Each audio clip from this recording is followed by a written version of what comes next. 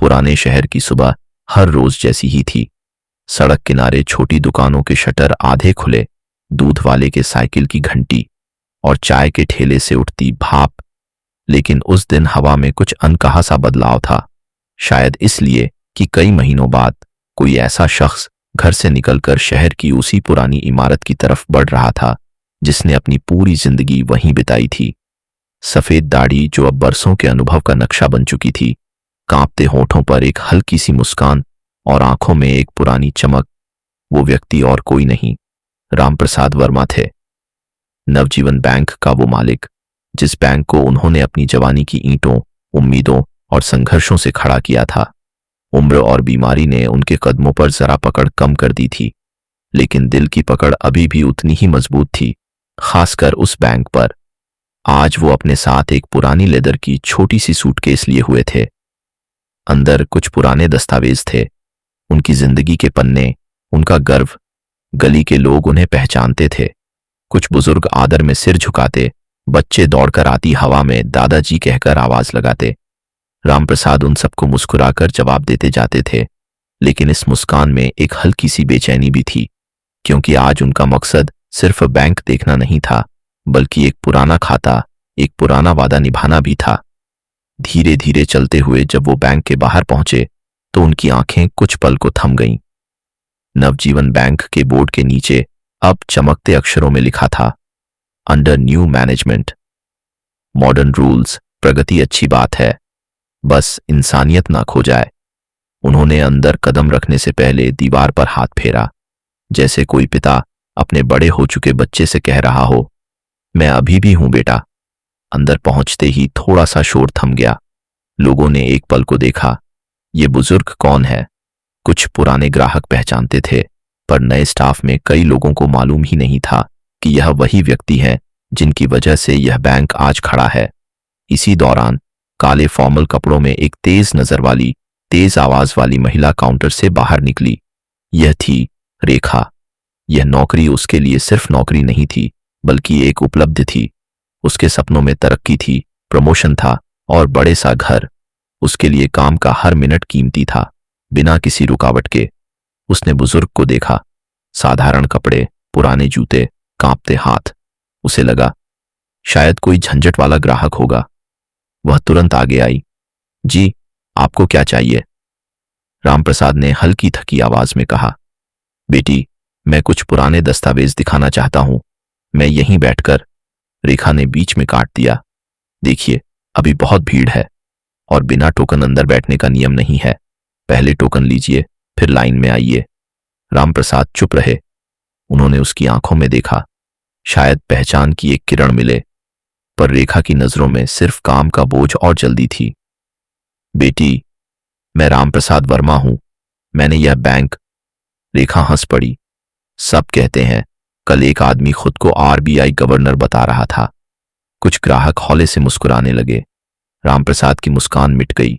उन्होंने धीमे से कहा, मैंने इस बैंक को बनाया था। मैं बहुत दिनों बाद आया हूं, बस भीतर। रेखा ने और सख्ती से कहा, महोदय, यह कोई बैठने की जगह नहीं, बैंक है। नियम का पालन करना जरूरी है। आप बिना अपॉइंटमेंट अंदर नहीं आ सकते। बाहर वेट कीजिए। रामप्रसाद ने फिर शांति से समझाने की कोशिश की, मेरी तबीयत ठीक नहीं, ज्यादा देर खड़ा नहीं।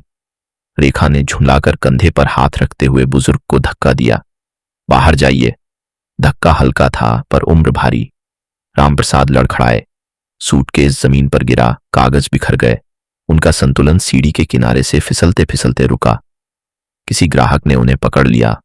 हॉल एकदम शांत, हर चेहरा हैरान। एक बूढ़ी अम्मा ने कहा, अरे बहू, यह तो बैंक के मालिक हैं। रेखा का चेहरा जमसा गया। क्या मालिक? उसने कुछ पुराने स्टाफ की तरफ देखा। सबके चेहरे पर शर्म और दुख था। उसी वक्त पीछे से एक परिचित आवाज आई, दादाजी, आप बिना बताए क्यों आ गए? ये भैरों लाल थे, बैंक के सबसे पुराने कर्मचारी। उन्होंने झट से रामप्रसाद को सहारा दिया और बिखरे कागज उठाए। भीड़ में सरगोशी उठी। इन्होंने बैंक बनाया था? अरे वाह, हम तो नहीं जानते थे। इतनी बेइज्जती, गलत किया लड़की ने। रेखा की सांसें भारी हो गईं। वह चाहकर भी कुछ नहीं बोल पा रही थी। उनकी आंखें अब दया मांगने लगीं, लेकिन रामप्रसाद ने कुछ नहीं कहा। उन्होंने बस इतना कहा, नियम ठीक बात है, मगर कभी कभी इंसानियत पहले आना चाहिए। और उन्होंने नजरें मोड़ लीं, दुख में भी गरिमा लिए। बैंक के बाहर का बरामदा, वहीं पर भैरोलाल ने रामप्रसाद को धीरे से बैठाया। भोरे चेहरे पर चिंता और आंखों में अपराध बोध था। दादाजी, कम से कम मुझे तो बता देते, मैं पहले ही सबको तैयार कर लेता। आपकी ऐसी हालत देखकर बहुत बुरा लग रहा है। रामप्रसाद ने एक हल्की मुस्कान बनाई। बेटा, मैं बस बैंक को ऐसे देखना चाहता था जैसा यह अब लगता है, बिना किसी प्रबंधक की सूचना के। समझना चाहता था कि आज इस बैंक में इंसानियत कितनी बची है। भैरोलाल के पास कोई जवाब नहीं था। दूर कांच के दरवाजे से लोग झांक कर देख रहे थे, कुछ के चेहरे पर शर्म, कुछ के चेहरे पर तमाशा। रेखा वहीं खड़ी थी, अपनी गलती की आग में झुलसती हुई। उसकी सांसें तेज थीं, आंखें नीचे झुकी हुईं। वह धीरे धीरे बाहर आई। उसने बोलने से पहले कई बार होंठ भींचे। दादाजी, मुझे माफ कर दीजिए, मैंने पहचाना नहीं, और मैंने बहुत। शब्द गले की दीवार पर अटक गए। रामप्रसाद ने उसकी आंखों में देखा। कुछ पल बहुत लंबे लगे। उन्होंने कोई गुस्सा नहीं दिखाया, न कोई शिकायत, बस बेहद गंभीरता से इतना कहा, पहचान चेहरों से नहीं होती बेटी, दिल से होती है। रेखा के अंदर कुछ टूट गया। वह वहीं बैठ गई, चेहरा ढककर रो पड़ी। उसके आंसू सिर्फ शर्म के नहीं थे, बल्कि उस घमंड के भी जिसे उसने आज खुद गिरते देखा था। भीड़ में सरगोशियां अब आलोचना में बदल चुकी थीं। नियम है तो क्या, इज्जत नहीं है क्या? आजकल की पढ़ी लिखी लड़कियां बस रौब दिखाती हैं। अपने ही मालिक को धक्का मार दिया। रेखा चाहती थी जमीन फट जाए और वह उसमें गिर जाए, पर रामप्रसाद ने हाथ उठाकर भीड़ को चुप कराया। गलती उससे हुई है, इसका मतलब यह नहीं कि हम सब मिलकर उसे शर्मिंदा करें। लोग शांत हो गए। उनकी आवाज में आदेश नहीं, एक पिता की सलाह थी। भैरोलाल ने धीरे से कहा, अंदर चलिए दादाजी, मैं आपको आपकी पुरानी केबिन में ले चलता हूं। रामप्रसाद कुछ पल चुप रहे।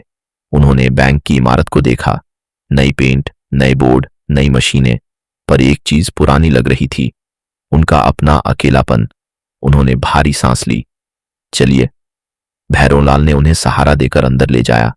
रेखा कुछ कदम पीछे पीछे चली, जैसे किसी न्याय की प्रतीक्षा में। बैंक का अंदरूनी हिस्सा आधुनिक हो चुका था। चमकता हुआ फ्लोर, ऑटोमेटिक काउंटर सिस्टम, कागजों की जगह स्क्रीन ने ले ली थी। पर दीवार पर एक पुरानी तस्वीर अब भी थी। रंग थोड़ा उतर चुका, पर चेहरा वहीं। रामप्रसाद वर्मा, फाउंडर, नवजीवन बैंक। रेखा ने पहली बार ध्यान से देखा। उस बूढ़े की सूरत और उस तस्वीर में कोई फर्क नहीं था। उसके गले में फिर दर्द उठा। वह खुद से फुसफुसाई, मैंने इन्हें धक्का दे दिया। आंसू फिर बहने लगे। रामप्रसाद ने अपनी पुरानी केबिन के बाहर कदम रोके।